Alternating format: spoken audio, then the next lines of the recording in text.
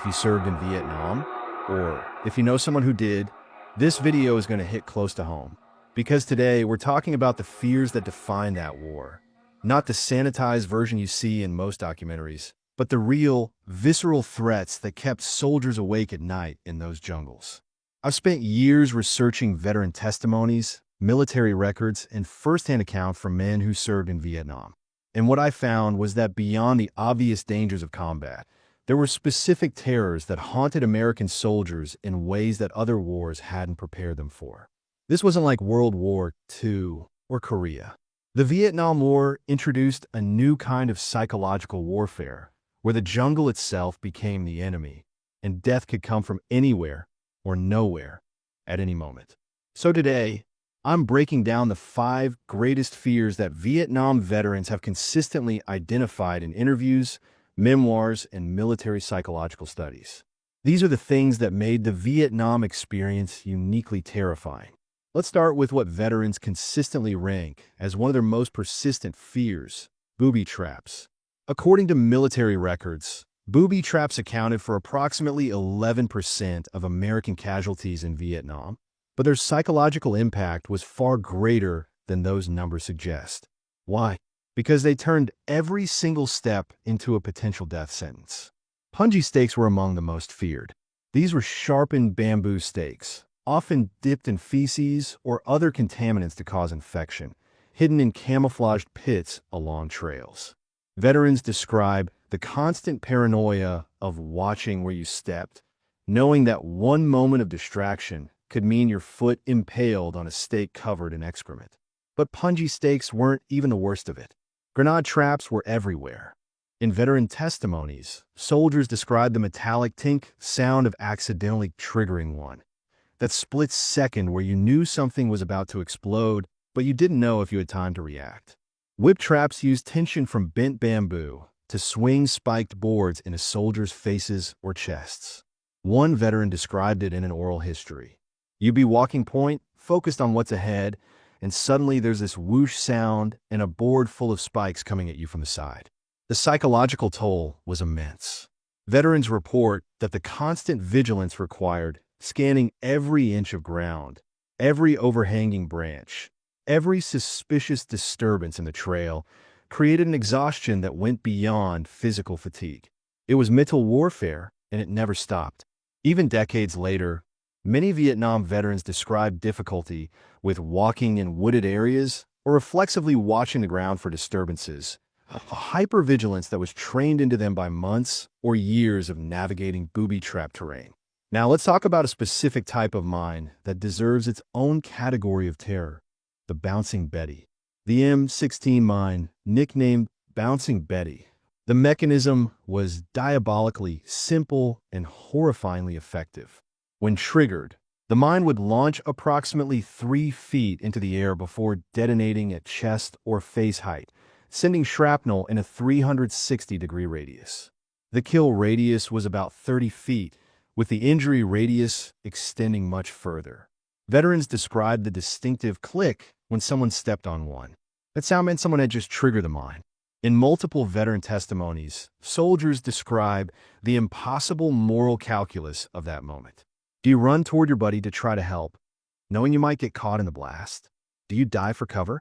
There's no right answer, and that split-second decision haunted many who survived such incidents. What made Bouncing Betties particularly terrifying was their unpredictability. According to military engineers' reports, they could be buried in trails, hidden in abandoned equipment, placed in doorways of villages, or positioned anywhere soldiers might walk. One Marine veteran, in a recorded interview from the Vietnam Archive at Texas Tech University, stated, "Every time you took a step, there was this voice in your head asking if this was the one. This step, this one right here. You couldn't shut it off." The psychological impact of this constant threat shows up in PTSD studies of Vietnam veterans. The hyperstartle response, jumping at sudden noises, that many veterans experience decades later is directly linked to months or years of anticipating that explosive blast that could come at any moment. The third fear is perhaps the most psychologically complex: the invisible enemy. The North Vietnamese army perfected a style of warfare that was completely foreign to American soldiers trained in conventional combat. They could appear from nowhere, attack, and disappear back into the jungle like ghosts. Spider holes and tunnel systems were a major part of this. According to military intelligence reports, the Siuchi tunnels alone covered over 150 miles. Soldiers could be standing on top of an enemy position and have no idea. Veterans describe the surreal experience of being fired upon, returning fire, and then finding nothing but jungle when they advanced, until someone noticed the camouflage trapdoor in the ground. The tunnels weren't just for hiding. They were complete underground bases with sleeping quarters, hospitals, and storage facilities. The enemy could quite literally vanish into the earth.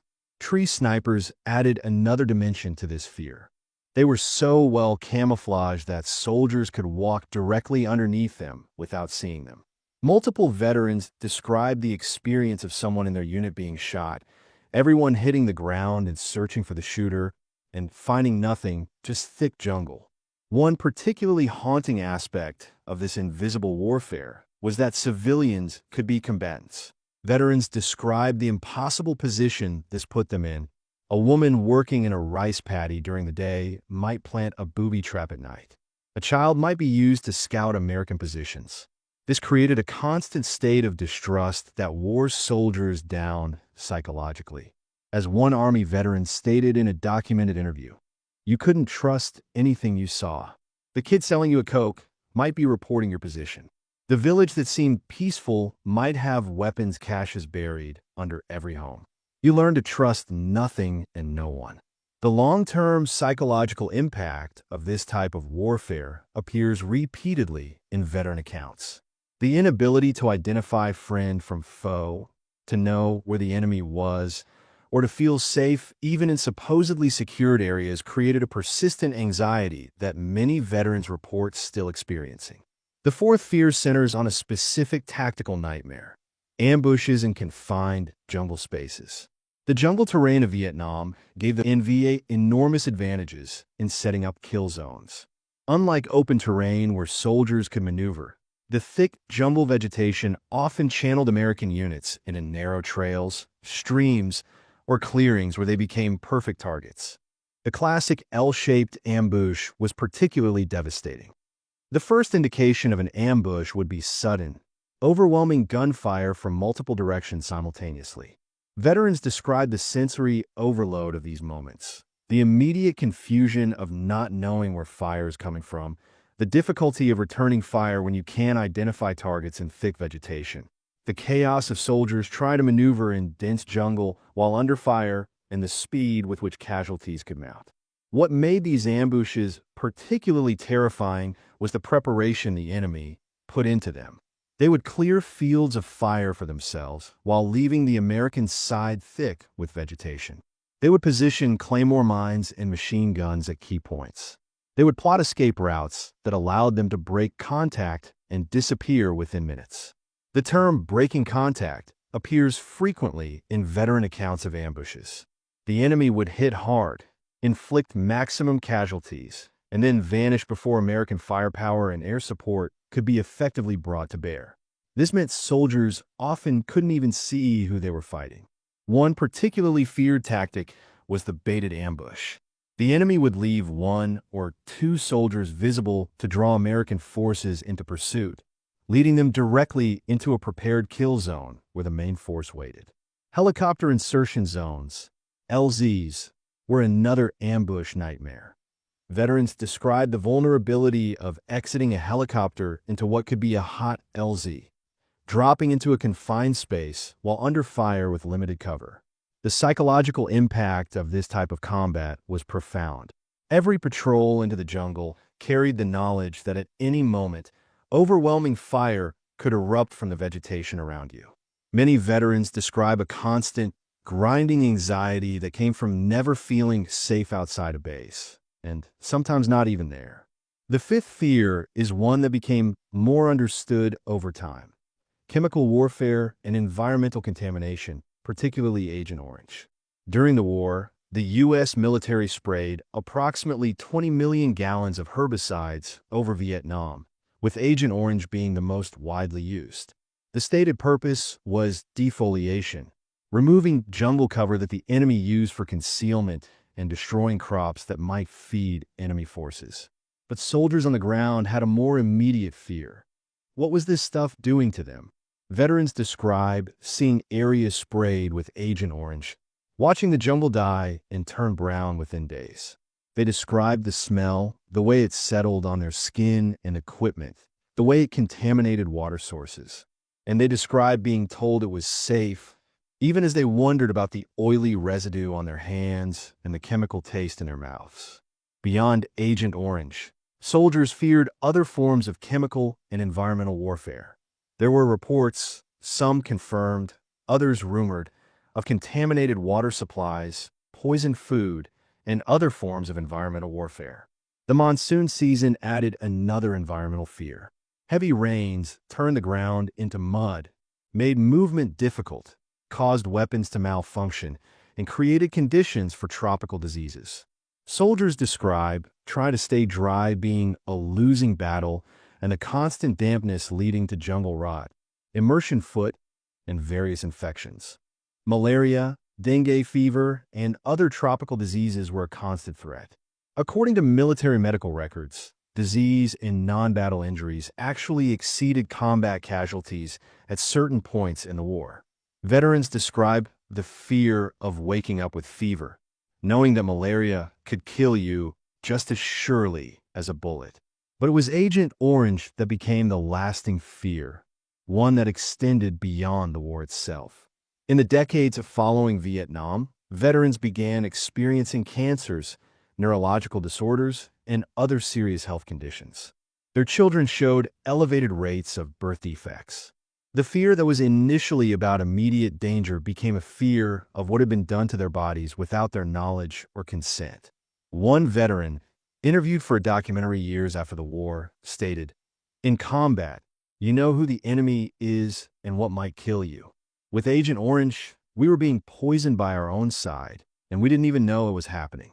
These 5 fears, booby traps, bouncing Betty mines, the invisible enemy, jungle ambushes, and chemical contamination, defined the Vietnam War experience in ways that made it psychologically distinct from other American conflicts.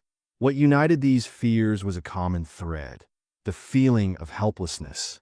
Unlike conventional warfare, where soldiers could identify threats and take action against them, Vietnam presented dangers that were often invisible, unpredictable, and unavoidable. The booby trap might be in the next step, but there was no way to be completely certain. The mine might be anywhere, but you had to keep walking. The enemy might be watching right now, but you couldn't see them. The ambush might come at any moment, but you still had to go on patrol. The chemicals being sprayed might be harming you, but orders were orders.